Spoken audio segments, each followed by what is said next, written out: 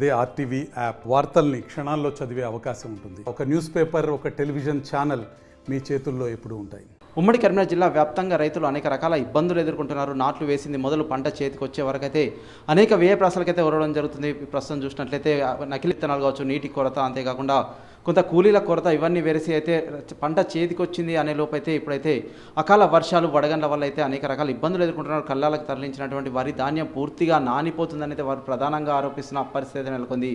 ఉమ్మడి కరీంనగర్ జిల్లా వ్యాప్తంగా సైతం ఇటు అధికారులు ఎవరు రావడం లేదు. మాకైతే ధాన్యానికి సంబంధించి కొనుగోలు ఆలస్యం అవుతుంది, కొంత జాప్యం అయితే చేస్తున్నారంటూ అయితే వారు ప్రధానంగా ఆరోపిస్తున్నారు. ఈ మధ్య చూసినట్లయితే రాజన్న సిరిసిల్ల జిల్లా వేములవాడ రూరల్ మండలమైనటువంటి ఫాజుల్నగర్లో వారైతే రోడ్డెక్కి నిరసన తెలపడం జరిగింది. అంతేకాకుండా కొంత చెదలు పడుతున్నాయి, గన్ని సంచులు పూర్తిగా చినిగిపోతున్నాయి, ముట్టుకుంటేనే చినిగిపోతున్న పరిస్థితి అయితే నెలకొంది. లారీల కొరత అధికంగా ఉండడం వల్ల మేమైతే ధాన్యాన్ని సరైన సమయంలో అమ్మడం లేదు అనేది వారైతే వెల్లడిస్తున్నారు. ఇప్పటికే పూర్తిగా కోతలకు సంబంధించి అయితే అయిపోయిన పరిస్థితి నెలకొంది. కానీ అధికారుల నిర్లక్ష్యం కావచ్చు, లేకుంటే ఇతరత్ర వెరసి అయితే ధాన్యం అయితే కళ్ళల్లోనే ఉండిపోయిన పరిస్థితి నెలకొంది. నిన్న రాత్రి కురిసిన భారీ వర్షానికి రాజన్న సిరిసిల్ల జిల్లా వీర్నపల్లి మండలం వన్పల్లికి సంబంధించినటువంటి ధాన్యం పూర్తిగా నానిపోవడం జరిగింది. ఇదే పరిస్థితి నెలకొంటే మా ధాన్యాన్ని ఎవరు కొంటారు? పూర్తిగా మొలకలు వస్తున్నాయి. ఖచ్చితంగా ప్రభుత్వమే తడిసిన ధాన్యాన్ని కొనుగోలు చేయాలని వారైతే ప్రధానంగా ఆరోపిస్తున్న పరిస్థితి నెలకొనడం జరిగింది. ఈ మధ్య చూసినట్లయితే చాలా చోట్ల రైతులు రోడ్డెక్కి నిరసన తెలపడం జరిగింది. ఇటు ఎల్లారెడ్డిపేట కావచ్చు, ముస్తాబాద్, గంభీరావుపేట, ఇంకా ఇతర ప్రాంతాలకు సంబంధించిన రైతులు సైతం ధాన్యం కొనుగోలు ఆలసత్వం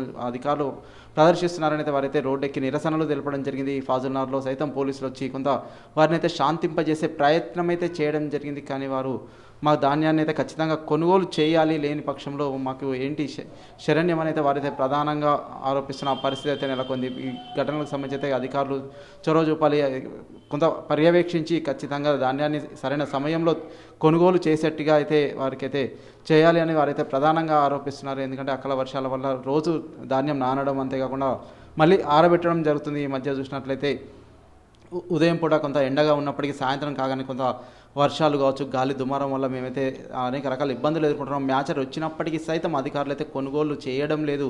దీనివల్ల పూర్తిగా ధాన్యం అయితే నానిపోతుందని వరి ధాన్యాన్ని పండించినటువంటి రైతులైతే ప్రధానంగా ఆరోపిస్తున్న పరిస్థితి ఉమ్మడి కరీంనగర్ జిల్లా వ్యాప్తంగా నెలకొంది. Over to studio. మాది వన్పల్లి గ్రామం, వీర్నపల్లి మండలం. నా పేరు మైపాల్ రెడ్డి. మేము గత నెల 20 రోజుల క్రితం మా పొలాలు కోసుకున్నాం, వాటిని తీసుకొచ్చి ఐకేపీలో పోసినాము. అప్పుడు సరిగ్గా నిర్లక్ష్యం చేస్తే కలెక్టర్ దగ్గరికి పోయి లెటర్ ఇస్తే కొంత మేర ఫస్ట్ దొడ్డువాడ్లకు కాంటాలు నడిచినాయి, లోడింగ్ అన్లోడింగ్ అన్ని కరెక్ట్గా నడిచినాయి. ఇప్పుడు ఒక 20 రోజుల నుంచి సన్నబడ్ల విషయంలో బాగా నిర్లక్ష్యం చేస్తున్నారు. ఐకేపీ సిబ్బంది కానీ, సీసీ మేడం కావచ్చు, లేకపోతే పైన అన్నది మాకు ఏం అర్థం కావట్లేదు. సీసీ మేడం మేము ఫోన్ చేసి అడిగితే వడ్లు మీరైనా ఎక్కడన్నా అమ్ముకోరు, ఇప్పుడు మీరు ఏదైనా రైస్ మిల్ మాకు మాట్లాడుకోరి అమ్ముకోరు అని చెప్పి ఇప్పుడు అంటారు. మేము 15 రోజుల క్రితం ఆ ప్రయత్నం కూడా చేసినాము. ఆ ప్రయత్నం చేసినప్పుడు ఇదే CC madam market committee chairman వచ్చి మీరు వడ్లు బయట అమ్మితే ఎట్టుంటుంది, అమ్మకుర్రి అని చెప్పి ఆపిరు. అప్పటి నుంచి మళ్ళీ నిర్లక్ష్యం అన్నది విపరీతమైన నిర్లక్ష్యం జరుగుతుంది. మాకు కోతుల బెడద ఒక్కొక్క కుప్పల మీద వరకు 2 సార్లు పరదలు కప్పినాం. ఫస్ట్ పరదలు చినిగిపోతే రెండోసారి మళ్ళీ పరదలు కప్పినాం. దొంగతనం జరిగింది ఒక వారం రోజుల క్రితం దొంగతనం జరిగింది. ఒక 4 సంచులు ఒక 2 క్వింటాల చొప్పున దొంగతనం జరిగింది. అది ఐకేపీ సిబ్బంది దృష్టికి తీసుకుపోయినాం. కావాలి పెడతా ఉన్నారు, కావాలి ఇప్పటి వరకు పెట్టలేదు. మళ్ళీ రాత్రిలో కనీసం ఒక 10 నుంచి 20 పందులు ఈ 2 కుప్పల మీద మొత్తం సర్వనాశం చేసినాయి, బుక్కినాయి, ఎక్కడెక్కడ దొక్కినాయి. ఇక మొలకలు చూడండి, మొలకలు ఎట్లా వచ్చినాయి, మొలకలు వచ్చినాయి. ఇప్పుడు మేము ఐకేపీ సిబ్బందికి ఫోన్లు చేస్తే ఫోన్లు కూడా ఎత్తడం లేదు. వాళ్ళు కనీసం ఇక్కడ రమ్మంటే కూడా రావడం లేదు. వాళ్ళు వారం క్రితమే మాకు కావాలి పెడతామన్నారు అడ్డు దొంగతనం జరిగినప్పుడు. ఇప్పుడు కావాలి పెట్టకపోయేసరికి ఈ పందులన్నీ విపరీతంగా నష్టం చేసినాయి. ఇప్పటికీ ఒక 40 క్వింటాల వరకు నష్టం చేసినాయి. కనీసం మమ్మల్ని ఏం జరుగుతుంది, ఏం కథ కనీసం మేము చెప్తే పట్టించుకునే నాదుడు లేకుండా అయిపోయిండు. ఐకేపీ నిర్లక్ష్యం ఉన్నది, ఇక్కడ సిబ్బంది నిర్లక్ష్యం ఉన్నది. పైన ఏం జరుగుతుందో మాకు అర్థమైతలేదు. సీసీ మేడం అయితే పూర్తిగా నిర్లక్ష్యం మాట్లాడుతుంది. ఆమె వాయిస్ రికార్డ్ చేసుకున్నాం. మేము ఆ వాయిస్ రికార్డ్ కూడా మీకు వినిపిస్తాం. మా పరిస్థితి ఏందో అర్థమైతలేదు. గాలి దీపం పెట్టినట్టున్నది. కష్టపడి 6 నెలలు కష్టపడి మనం చేళ్ళకెళ్ళి పంట తీసుకొచ్చి ఐకేపీలో పోసి ఇక్కడ నష్టం చేసుకుంటూ అవుతుంది. ఎంత దారుణం! ఈ ప్రభుత్వ నిర్లక్ష్యమా, అధికారుల నిర్లక్ష్యమా ఏందనేది మాకు అర్థం కావట్లేదు.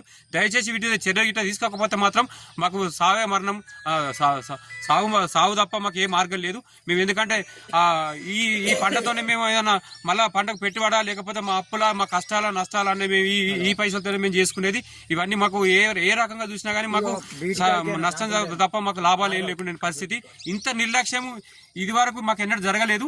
ఈసారి తప్ప ఇంత ముందు మాకు ఇంత నిర్లక్ష్యం జరిగితే మేము ఈ ఐకేపీ దృష్టికి ఈ ఐకేపీకి మేము వడ్లు తీసుకురాపోదు.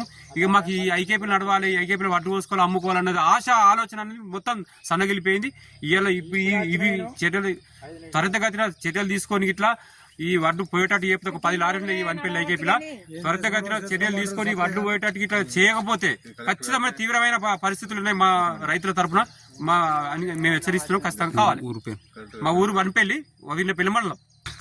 నా పేరు మోహన్, వన్పల్లి, వీర్నపల్లి మండలం. మొన్న ఐకేపీ సెంటర్లో వడ్లు బయటకు అమ్మ వేసుకుంటే ఇక్కడ మేడం గిట్ట వచ్చేసి ముక్కలు వచ్చినా మేమే ఉంటాం బయటకు అమ్మకని చెప్పారు. ఇప్పుడు వడ్లు ఊరమాట కొట్టలేరు, లారీలు పంపిస్తలేరు. ఇక్కడ ఉన్న పరిస్థితి ఇట్లా ఉన్నది. మరిన్ని వీడియోస్ కోసం ఛానల్ ని సబ్స్క్రైబ్ చేయండి. లేటెస్ట్ అప్డేట్స్ కోసం వాట్సాప్ ఛానల్ ని ఫాలో అవ్వండి. ఆ లింక్ డిస్క్రిప్షన్ లో ఉంది.